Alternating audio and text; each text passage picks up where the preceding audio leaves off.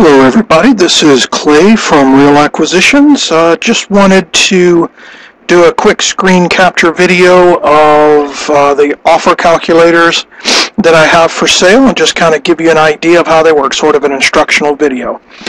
Here I have, at least for the Houston area, a typical scenario. I may have a home that I expect to get $1,000 a month in rent. I would like $200 a month in my pocket. Once again, that is my quote-unquote profit. I want $200 a month of that $1,000 in my pocket. I expect a 5% vacancy rate, so I am going to put aside, or escrow, or whatever you like to call it, $50 a month to put aside for when the house is vacant. I have an assumption of $75 a month. I may make that $50 a month to put aside for when things break. I have a manager who will charge me $90 a month to manage this home for me.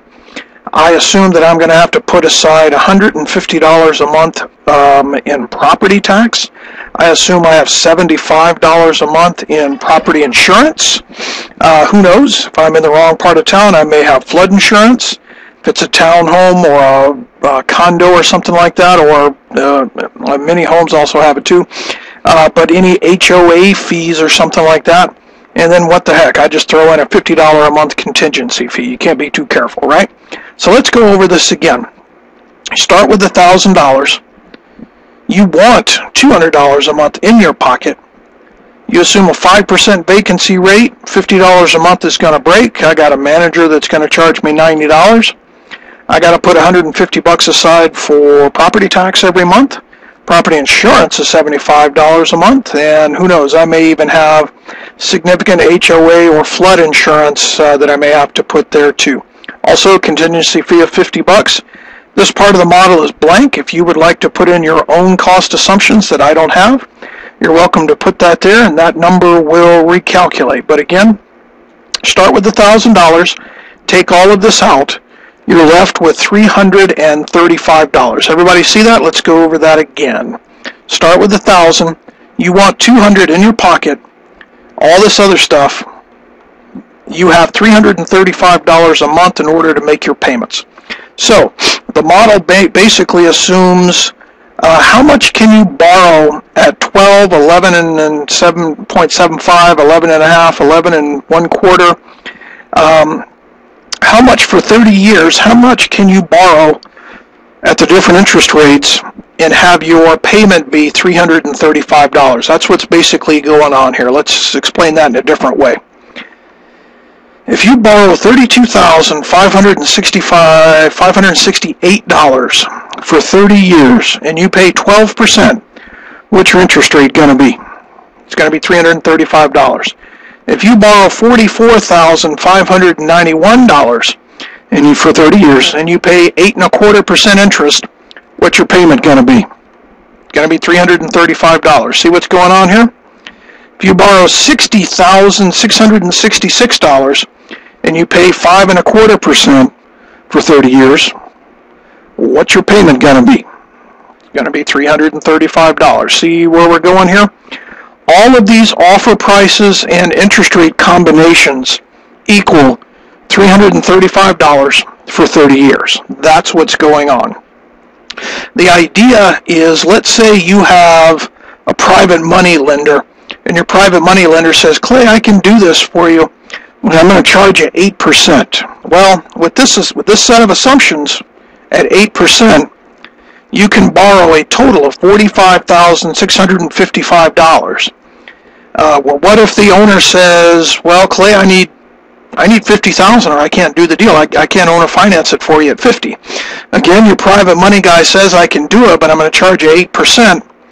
But you're at $45,000. So what can you do? You can come up here, take your monthly management expense. You can say, what if I manage it myself? You're gonna put that $90 down into your payment. So instead of having $335 a month to make your payment, you can now afford, instead of $90 going to your manager, you're going to manage it yourself. That $90 can now go into your monthly payment. These things recalculate based on your input and allow you to understand what you're going to have to do. So again, your private money person says, well, I can do this, but I'm going to charge you 8%. You can now afford to borrow up to $57,920, and maybe that's still not good enough, because again, you have some repairs to make right here. So what if instead of $200 a month, what if you're satisfied, you really want the property, you think it really has a chance to increase in value? Let's say that you're willing to accept $150. Okay, the numbers recalculate again, and at 8%, you can borrow $64,735 for 30 years and pay 8%. Now again, in your model you still have, I haven't really gone over this, but let's say that you have a $10,000 repair estimate and your closing costs you expect to be about $1,500. So you got $11,500 in extra expenses. Again, your private money person says 8%. You can borrow 64. So this means that the guy who's selling the property needs to accept this column over here. That's the amount you can borrow. That's the amount of repairs and closing costs, things like that. So your seller needs to accept 53. If he says he can accept 55, again, you can come over here and say, well, instead of $10,000, can I squeak by with $9,000 in repairs? And again, you're at 54,235. I'd say that's pretty close. I don't think the seller is going to let the deal go for $800, and hopefully you can squeeze a little bit more out of the repairs or something like that. But again, this offer calculator will tell you exactly how to structure the deal. A, to get owner financing, to motivate the seller to give you owner financing. What do I mean by that? Again, if your seller would never owner finance $49,878, maybe you could offer him or her $57,738. That's almost $10,000 more. But in effect, what you're really offering the seller is 30 years of payments, 360 payments of $475. That's what you're really offering the seller. This is just how you market it to the seller. Again, as the interest rate changes, the amount that you can pay changes. It's like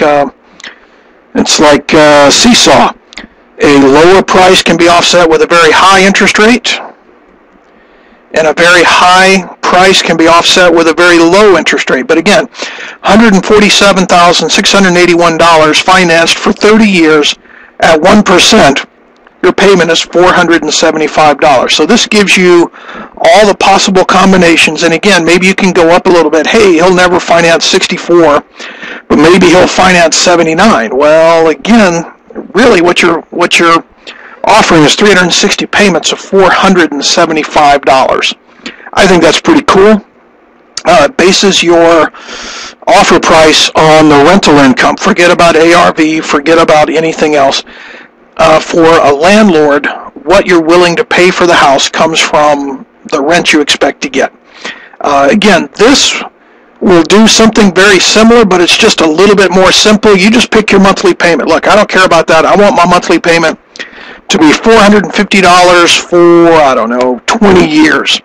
And again, if you have a repair estimate of, say, $5,000, closing costs $1,000, you can afford, for 20 years, you can afford to borrow $50,922 and pay $875. But again, your repairs and closing costs are $6,000.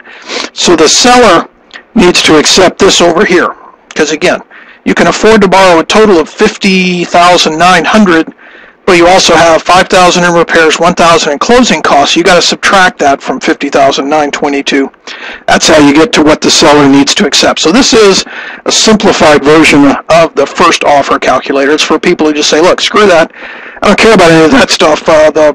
The property taxes and all that. I don't care about that. I just want to make my payment what I want, and you just tell me how to make it happen from there. So there you go. And if you are selling a property and you want $1,000 a month for 25 years, this will tell you how to make that happen. You can accept an offer of $121 financed at 8.75%. You'll get $1,000 for 25 years.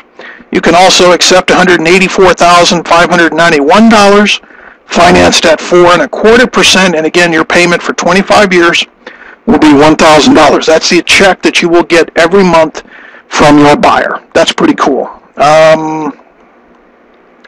This is really cool too. This is just a straight up amortization schedule. So if you borrow $100,000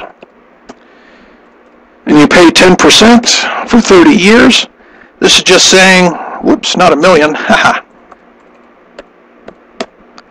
This is saying that your payment will be $877. Principal for that first month will be $44.24. The interest will be $833.33, and your ending balance will be there. This will also calculate what happens if, here you send in an extra $500. It'll calculate all of that, and it will tell you how much that you will save and everything else. Really, really very cool. But this is just more of a straight-up loan calculator, loan amortization schedule. Really, really very powerful. You can say, let's see, 9/1/2012, and this will show you basically 9/1/2026. If they call your loan due, the balance will be $82,339.72, even including that extra payment of $500 that you sent in way back in June 1st of 2016. So again, very powerful loan calculator with extra payments. Really, really cool. Just fantastic, and I'm really excited that you're interested in this. So appreciate your time. If you have any questions about this, send me an email at clay@claycahoon.com. Thank you.